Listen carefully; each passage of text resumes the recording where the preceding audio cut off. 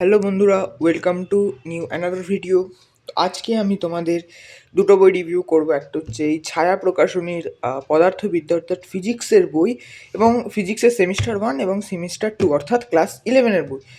এইটা ডিসকাস করবো যে এই বইগুলোর পেছনে লেখা আছে। আমি দেখলাম যেটা পার্টিকুলারলি এখানে লেখা আছে ডাব্লিউবিজেই, জেই মেন্স এর নিটের জন্য এই বইগুলো ইউজ করতে পারো, মানে ইউজ করা যাবেই, এরকম একটা মানে কনফিডেন্স নিয়ে লিখেছে। সেটা কি আদৌ ঠিক? এই বইটার রিভিউ মানে বইটা মানে এই যে লিখে দিয়েছে না, জয়েন্ট জেই মেন্স, নিট, ডাব্লিউবিজেই, এগুলোর জন্য কি ঠিক আছে না ঠিক নেই, কোনটা প্রবলেম আছে বইতে, সব কিছু বলবো। আর তোমাদের এই বইটা কেনা উচিত কিনা, পয়সা এর পেছনে স্পেন্ড করানো উচিত কিনা, সেটা এই ভিডিওতে বলবো। তো তার জন্য ভিডিও শুরুর আগে প্রত্যেকবার যেটা বলে দিই, আরেকবার বলে দিচ্ছি, তোমরা চ্যানেলটাকে সাবস্ক্রাইব করে দিও, কারণ এখানে অনেক কন্টেন্ট এই চ্যানেলে পেয়ে যাবে। ছোটোখাটো টপিকস পড়ানো থেকে শুরু করে বইয়ের রিভিউ তো এসেই চলেছে। তো ভিডিওটা শুরু করছি, একদম টাইম ওয়েস্ট করছি না। ফার্স্ট অফ অল এই বইটাকে আমি পুরো মানে বলতে পারো সারা রাত ধরে আমি বইটাকে ঘেটেছি।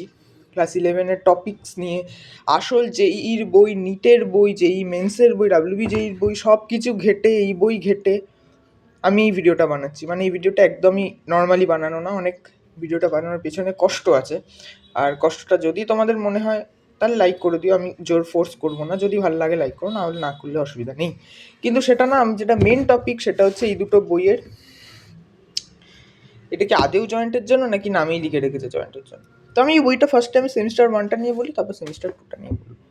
তো ফার্স্টে সেমিস্টার 1টা নিয়ে আমি যেটা দেখলাম, বইটাকে আমি এতক্ষণ ধরে পড়ে যেটা বলছি, এখানে ফ্রি প্র্যাকটিস সেট লেখা। প্র্যাকটিস সেট নিয়ে আমি এটা আলোচনা করছি না।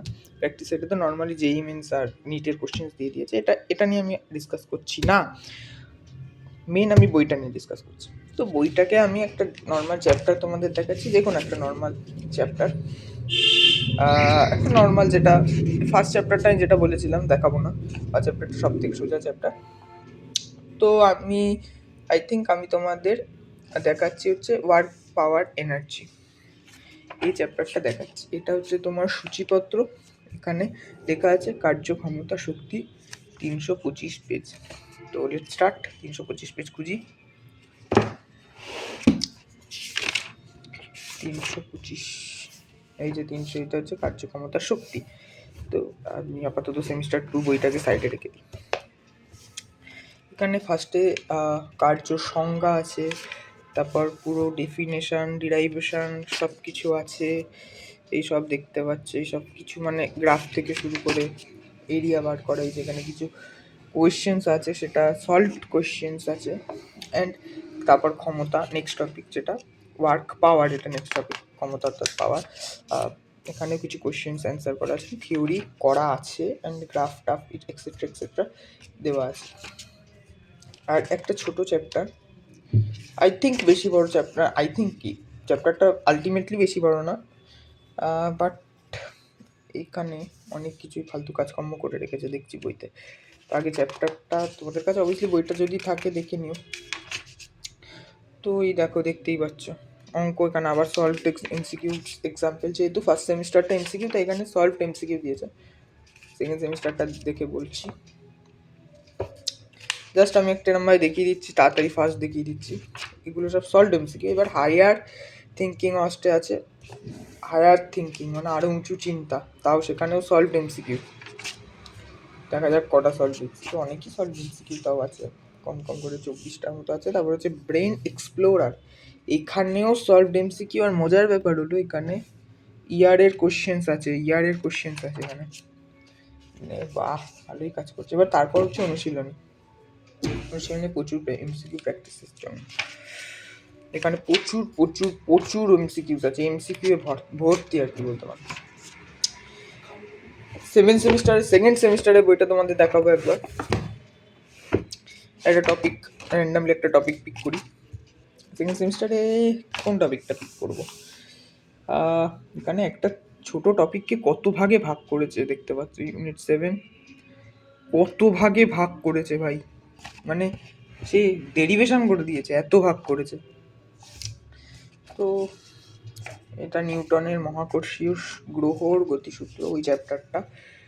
তো ওভারভিউ সবই সেম, একদম সেম। ওটা এমসিকিউ ছিল, এটা নর্মালি কোশ্চেন সলভ।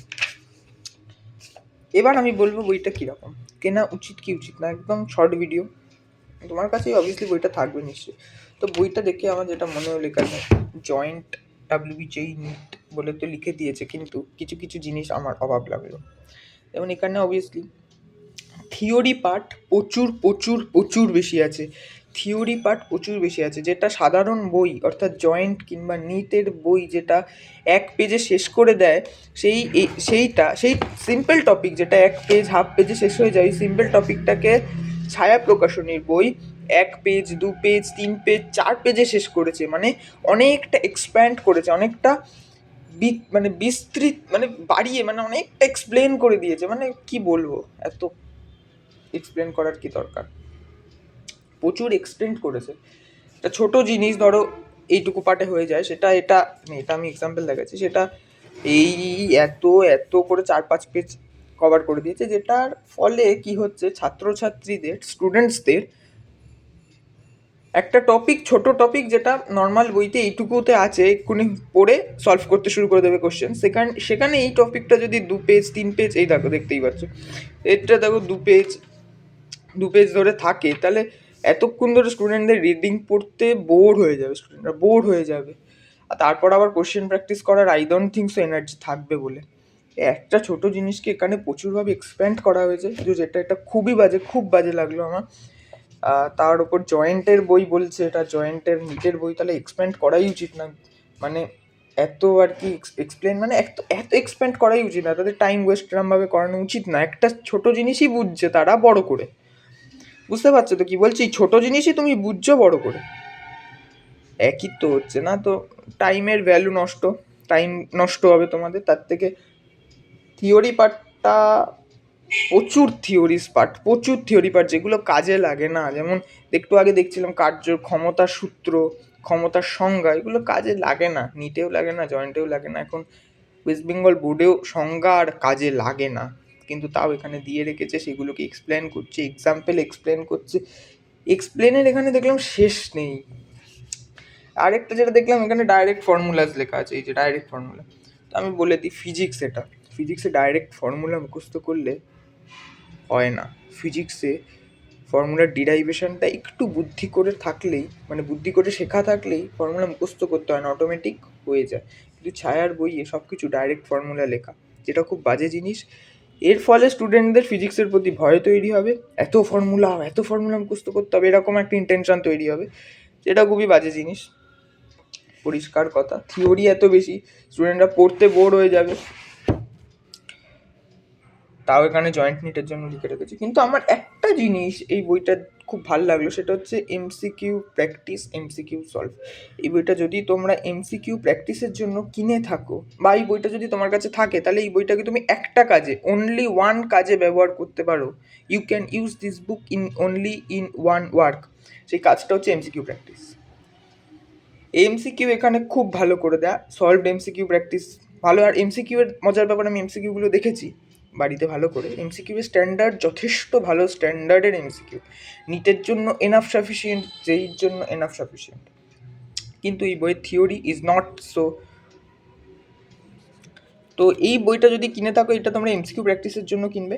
এবার যদি তোমরা নিট জেইর জন্য স্পেশালি এই বইটা কিনে থাকো, তাহলে এই বইয়ের ইংলিশ ভার্সনটা কিনো, কারণ এই জয়েন্ট এবং নিট তোমরা ইংলিশেই দেবে, তো ইংলিশ ভার্সনটাই কিনবে, সেমই থাকে ইংলিশ ভার্সনে, কিছু না। তবে এই বইয়ের সব থেকে যেটা বাজে জিনিস, সেটা হচ্ছে থিওরি। ভুল করেও থিওরি পার্ট পড়া উচিত নয়, কারণ থিওরি পার্ট দেখলে তোমার ভয় হয়ে যাবে যে এত থিওরি তো একদিনে পড়াই সম্ভব না। যেখানে তুমি অন্য জয়েন্ট বা নিটের বই যদি একটা চ্যাপ্টার একদিনে কভার করে নিতে পারবে, পড়ে থিওরি ম্যাথ সলভ মিলিয়ে একদিনে কভার করতে পারবে, সেখানে এই বই যদি ধরো, ওই একটা চ্যাপ্টারও কভার হবে না। আশা করি কি বলছি বোঝা গেছে, আরেকবার এক্সপ্লেন করছি।